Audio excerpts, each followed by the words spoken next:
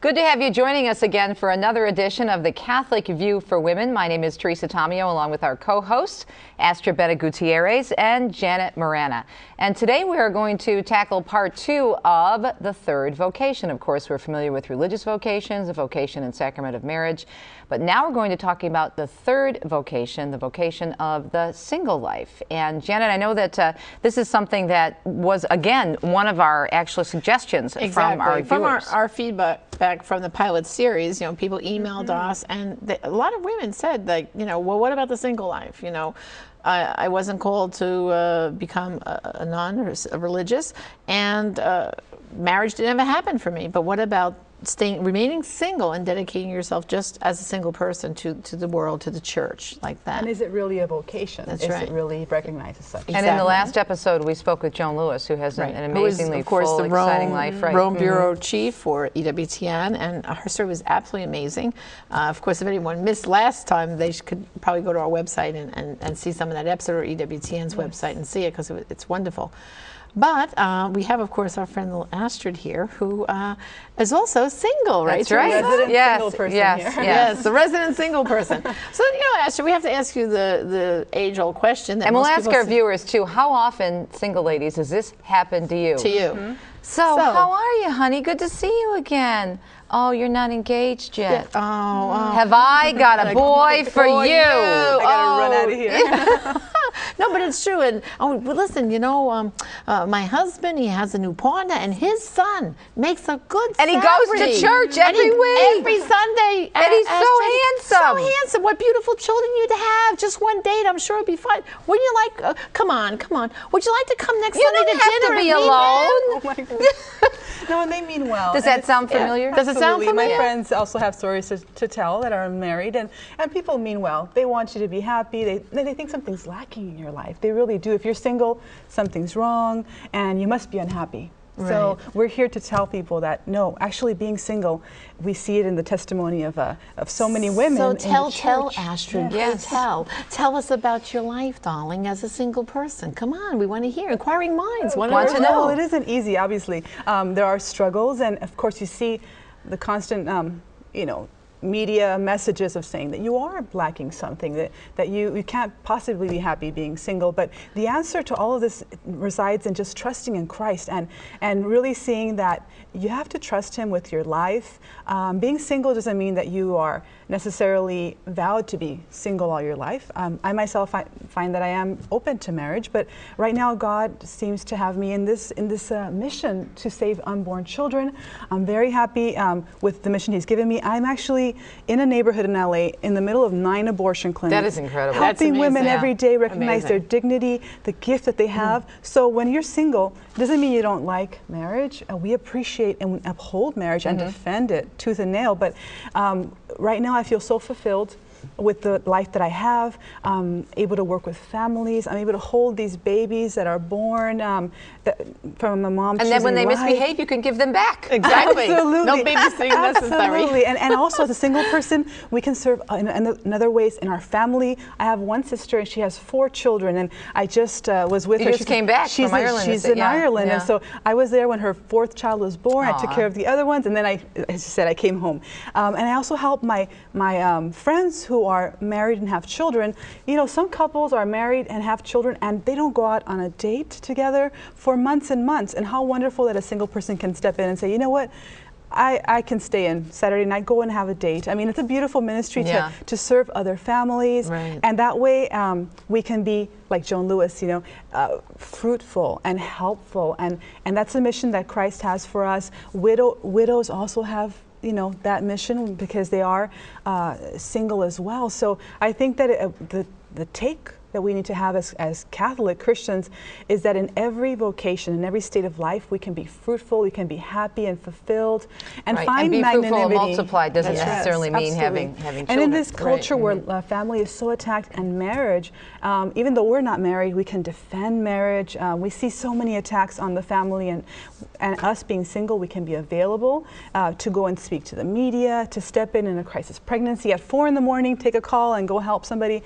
This is something that we as single people can have, and also to see that we have the time to spend more intense spiritual moments with Christ. Right. We can go to adoration, we can go to retreats where we really find that Christ is our true happiness, and for everyone, Christ is the spouse of our soul. And so we have to constantly go back to that, and anyone can be happy as long as they have Christ. But don't you find, Astrid, that it's really countercultural? I mean, Absolutely. I was just going to say that because she mentioned the Absolutely. media, and Right. if you look at, you're either The messages you're either that are out married, there, you're right. either getting divorced because you're unhappy Or in you're your sleeping marriage, or you're around. sleeping around, or if you're not sleeping around, you're looking for somebody with whom to sleep around. Exactly. And so there's this message of you have to be, a woman has to be with a man. Of course, Right. even just in Because she's- the chastity issue, being single, you see the shows on TV that basically say, well, sure, if you're single, then go out and have fun, right? And go out and be promiscuous. And that's Right. not what we're supposed to be doing. We're supposed to be living a fulfilled life, and that road only leads to unhappiness and depression. We see it with statistics. Right. And this is a fact. So we as singles have to be witnesses to Christ. And yes, we are a sign of contradiction to the world, Right. because if you look at somebody like Joan Lewis, she looks so happy and vibrant, and she's so generous. And you say, but how could she be so happy and she is not married, she has no children? Well, the answer is Christ Is and God. her trusting. St. Augustine, my heart does not rest until it rests in thee, O Lord. For everybody. Well, now that we're done torturing you, thank you for being our resident volunteer. We're going to take a quick break. When we come back, in addition to talking with Astrid a little bit more, we're also going to go back over to Rome to speak with two women who are also very involved in the church and who are single. You are watching The Catholic View for Women. This is an EWTN production. We hope you're enjoying our program so far and our brand new set, and we're grateful for the full series. And of course, you can check us out at CatholicViewForWomen.com. We'll be right back.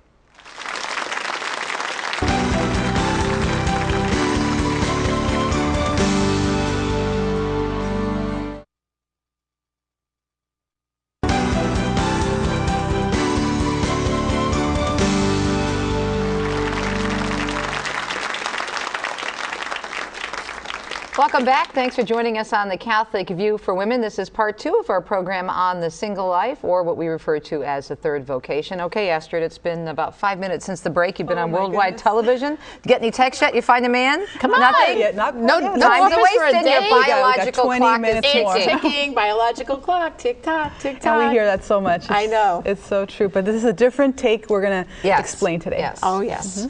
We were in Rome a few months ago, That's and we right. took our cameras with us and had a wonderful time, not only interviewing Joan Lewis, as you saw in the last episode on the third vocation, but Janet, we also introduced to our audience, where we actually met, and we'll introduce to our audience, two very special women who are making a huge difference in the church. Right. And you know, very often the church says that we oppress women and they don't get high positions in the church. Well, both of these women we interviewed, we're going to first do the first one, which is Dr. Jane Adolph.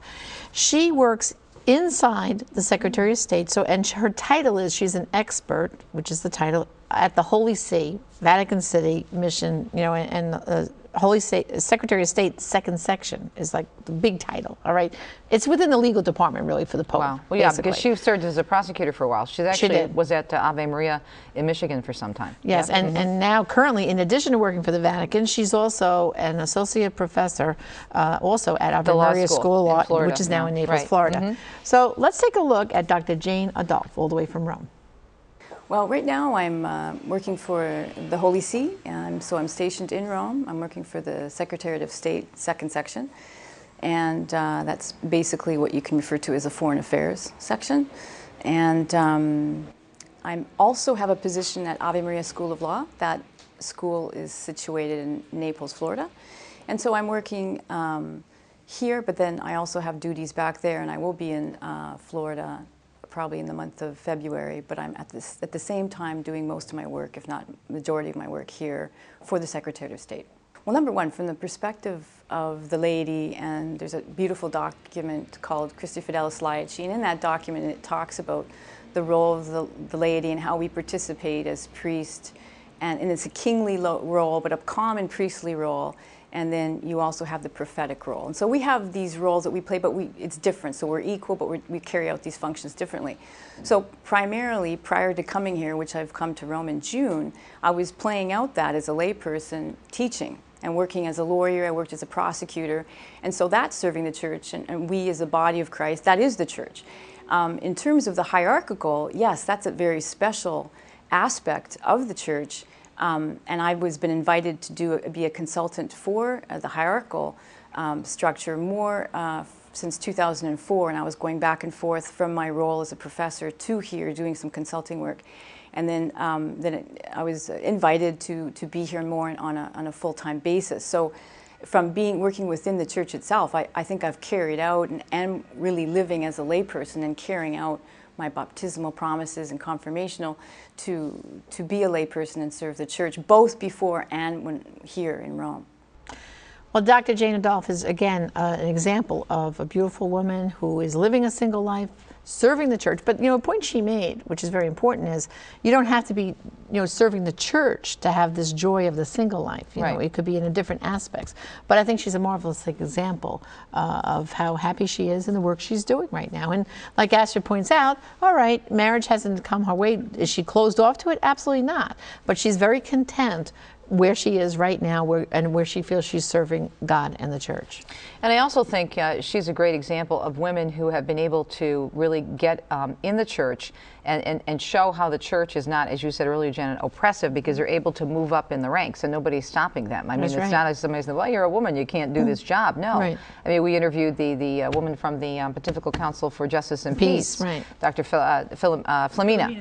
Yes, and she is an incredible powerhouse in the Vatican. So there are all these different roles. And again, not necessarily in the church, because every area is not necessarily going to be as a single person vocation inside the church. But what you do with your life is a vocation. You still bring that feminine genius, your gifts, and your fruitfulness, and your spiritual motherhood, no matter where you are. I love that term, spiritual motherhood. I really do. Yeah, well, I'm a spiritual mom. I don't have any physical children, but I have, as I said on a recent program, I have wonderful spiritual children, my listeners and our viewers, and they send me Mother's Day cards. And, so that is so sweet. Isn't that sweet? Yeah, I mean, that means a lot to me. Yeah. They look to us for spiritual guidance, and it's a great thing. Now, we also spoke with another woman. Tell us about that interview, Janet. Well, this is a little bit different take now, because within the single life for women, some people do consecrate themselves as a virgin for life, consecrated life. This particular woman is part of the Focolare movement, and she said, she never thought, she wouldn't be married, but she felt a calling at a certain point, to the single, not just the single life, but as a consecrated virgin. Her name is Francesca Di Giovanelli, and she also works inside the Secretary of State, and she has a very specific job. It's called a minutante, which is an Italian term, but it's a very, very high position for the Holy See at Vatican City within the Secretary of State, which is, again, the legal department. But the previous lady also worked in the same kind of area, but this woman is even above her in her position. So it's a very, very high position, again, within the Vatican. The Focolare movement is a very active movement in Italy. I think we should maybe explain that a little bit. How would you describe Focolare? It's a secular institute. It's not a religious order as we know traditionally. It's part of the springtime. New evangelization. Exactly. Right. Yeah, so it's not that she's a religious, with a habit or anything like that. And she's a joyful woman. So she's sweet, very sweet. Let's see what she has to say. Okay, let's take a look and see about Francesca right now. I never thought I could be consecrated before. As I wanted to have 8 children and marry and so on. But I think that a vocation is like to feel engaged. It's a calling from God, but it's like love. It's a matter of love. No? So I never thought I've lost something, no? But I wear a dress good for me. I'm comfortable in this dress. Well, Francesca, is a beautiful witness, really. To have that calling to consecrate your life as a virgin for the Lord and for the Church. So I love this interview, and you can just tell when she's first, you know, answering the questions. There's a giddiness there where she's basically saying how she really thought she was called to marriage and to having children. I get the sense that she was really, and this is what it's supposed to be. She was really in love, didn't she? That she was in love with the Lord. The expression she says, "This is a matter of love," and I like that expression very much. And it's truly, she is in love, and she feels loved, and she allowed Jesus to love her, and he showed her this beautiful life where she's blessing so many people, blessing the church, and just watching her, for me, was very edifying and inspiring. And I just think if you just let God, he will take you through a most amazing journey, and everybody's called to this kind of happiness. Yeah, but you know, Astrid, I'd just like to know, as a single person, what would you identify for other people who are watching right now? What are some of the struggles, though, of living this single life, would you say? You know, because you know, you're happy in your pro-life work and all that, but there must have been a few bumps in the road, or where, you know, and maybe other people are feeling the same way, like, well, you know, it's not all honey, you know, as you so to speak. There must be times when, you know, left alone by yourself, do you feel sad, or are there certain points in your life where you came, like, a particular struggle? I want to mention two really important struggles that I had. The first being that I came from a family of separated parents. So naturally, when you have the culture that basically is putting down marriage, you know, so what happens is a lot of young people, I believe, including myself, find that maybe marriage can represent certain pain or wounds. So we have to allow Jesus to heal that, you know, to say, no, marriage is a beautiful thing, it's a gift, it's a calling. So if we're called, you know, he will heal us, and with Christ, everything is possible. So I know that's something that a lot of people struggle with, is finding that, can I make it? If I get married, will I make it? So finding the healing for that. And number two, of course, it's a very natural state to be married and to have someone in your life in a romantic relationship. So when you don't have it, you do feel sometimes that like you're missing something, you feel a longing. I think it's very natural to feel attracted to someone. I think it's very natural. We shouldn't feel disturbed or perturbed by that. You know, it's very natural, and God will lead you to the right place. And if you're meant to be married, you know, step by step, but day by day, he'll show you. And it's all part of a discernment. And we have to ask ourselves, in our state of life, do I feel called? Do I feel fulfilled? By being with someone, will I be more myself? Will I be more vibrant? Will I be fulfilled?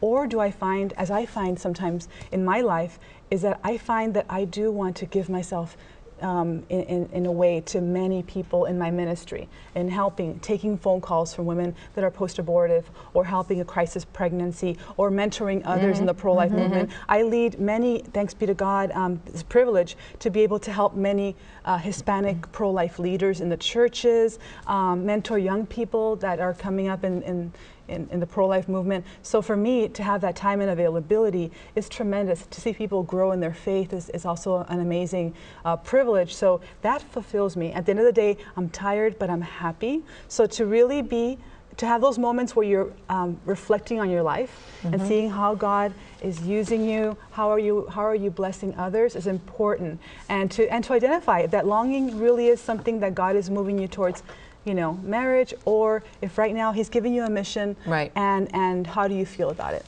Well, let's take a look at a few of the documents and resources that we're going to have on our website at thecatholicviewforwomen.com. One of our favorite documents, and we mentioned this before, not only in our pilot program last year, but also in previous shows on this edition of the Catholic View for Women in terms of this series, the new series. It's called The Papal Letter to Women, and it was written by John Paul II, given to us in 1995 at the same time of the very controversial Beijing Women's Conference, where there was a certain attitude about women at that conference that was being promoted, and it was not a godly one. So John Paul II sat down, prayed, of course, and really felt a calling to put this out for women to understand who they are in Christ. And Janet's going to start out with a beautiful quote. And again, this is The Papal Letter for Women, written by the late John Paul II, now, of course, Blessed John Paul II. It starts here. Thank you, women who work. You are present and active in every area of life, social, economic, cultural, artistic, and political. In this way, you make an indispensable contribution to the growth of a culture which unites reason and feeling, to a model of life ever open to the sense of mystery, to the establishment of economic and political structures even more worthy of humanity. Thank you, consecrated women, following the example of the greatest of women, the mother of Jesus Christ, the incarnate Word. You open yourselves with obedience and fidelity to the gift of God's love. You help the church and all mankind to experience a spousal relationship to God, one which magnificently expresses the fellowship which God wishes to establish with His creatures. Thank you, every woman, for the simple fact of being a woman. Through the insight which is so much a part of your womanhood, you enrich the world's understanding and help to make human relations more honest and authentic. And that's just a little snapshot of what this beautiful document, wonderful letter, has to offer. Now, one of our favorite resources in women, single women speaking out about this issue and others is Katrina Zeno, who works in the Diocese of Phoenix, and you've got a resource of hers. Absolutely. It's important that all of us delve into a study of theology of the body, and a wonderful one that I recommend is The Body Reveals God, which is by Katrina Zeno. And I want to read just one paragraph related to the single vocation, although she covers all the different vocations in this study. It's from chapter 6, The Body Reveals God, and it's this is the quote. The vocation of every single person, then, is to be spiritually fruitful, virginal life until we enter into sacramental marriage, if God wills it. We, as singles, have so much to give the world and the church. However, this requires a paradigm shift to embrace the single state as a virginally fruitful time rather than waiting for our real life to begin. Wow, that last part, waiting for our real life to begin. Still waiting. And you're still How long has it been? We don't have much time left.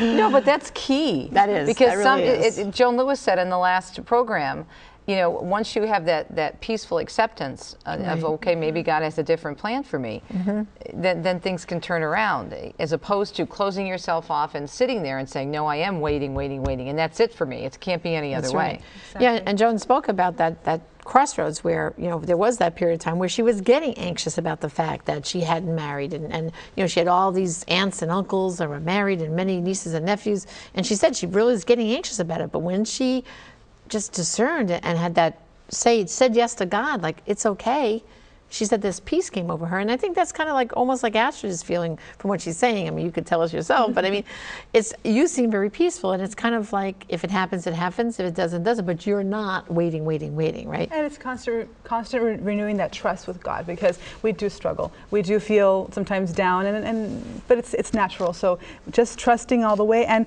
if we're going to think if we think something's going to fulfill us, then when we get to that state, marriage or whatever it is, we're going to find that, no, it's really our attitude. Right. And it's really our how close we are to God that's going to make us happy, They say not a person. attitude is everything. Indeed. Right? We only have a few minutes left, actually only about 1 minute left for our homework assignment, very quickly. Very quickly, homework is to read John Paul II's Letter to Women, and of course, our resource that Astrid brought to the table, which is the Christina Zena, The Body Reveals God by Katrina Zena, and that's it. Just delve into that further. Get that book and really embrace what we're talking about. And thanks for being such a good sport. That's right. You're a blessing. We love All you. kidding aside, we love Yes, you, we love Astrid. you. Well, thanks again. Appreciate you joining us on the Catholic View for Women. We look forward to seeing you next time. And again, please visit our website with all the information on this show and previous shows as well. That's thecatholicviewforwomen.com. I'm Teresa Tomeo, and for Astrid Bennett Gutierrez and Janet Morana, thanks for watching, and we'll see you next time on the Catholic View.